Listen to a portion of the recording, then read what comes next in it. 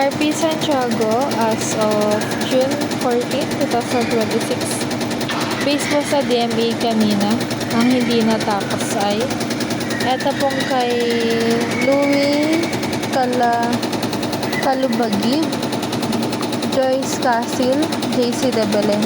Itong kay Calubagib po, waiting approval po sa sample ng embroidery. Joyce Casil po, waiting item.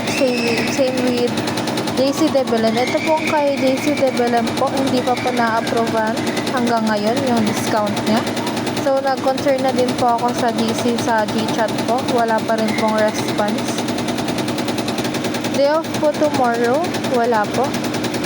Pending area po namin. Naayos na. With kiosk tag po itong mga ito.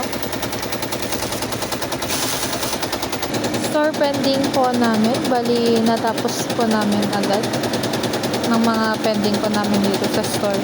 Parcel for pickup po na nabawas. Ito pong kay Abraham Agbuya po. Nag-full payment na din po ito. Hindi dumating na expected delivery. Bali, wala po. Wala po kaming expected delivery today. Star Visual, give ideas po.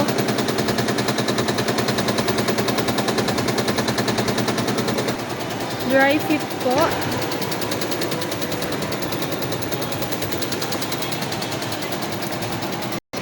Sublimation po.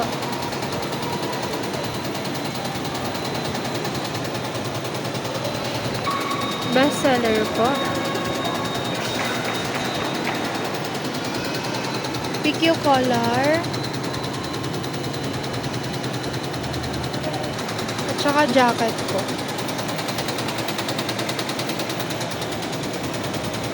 DSR printed po at 8 PM. Bali, tali lang po ang aming cash count. Itong 7-1 po dito. Ito po yung full payment ni customer. Ito po. Skip series, wala po. Issued receipt po, meron pang 9. Unapproved expenses and discount, wala po. Bali yung expenses po namin na-approbahan.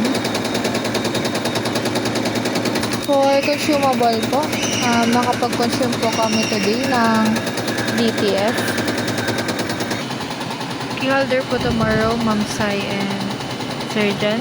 ROM po sa Meta, bali wala po kaming inquiry sa Meta today. Sa Messenger naman po, meron pong 3. Ito pong si Mang Inasal Santiago. Na-convert na din po ito into sale. Ito pong kay Angela Martinez. Ito po yung mock-up niya, na-convert na din po ito into sale.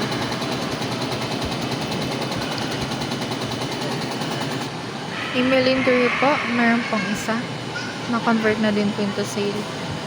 Tapos sa Viber po, bali wala po.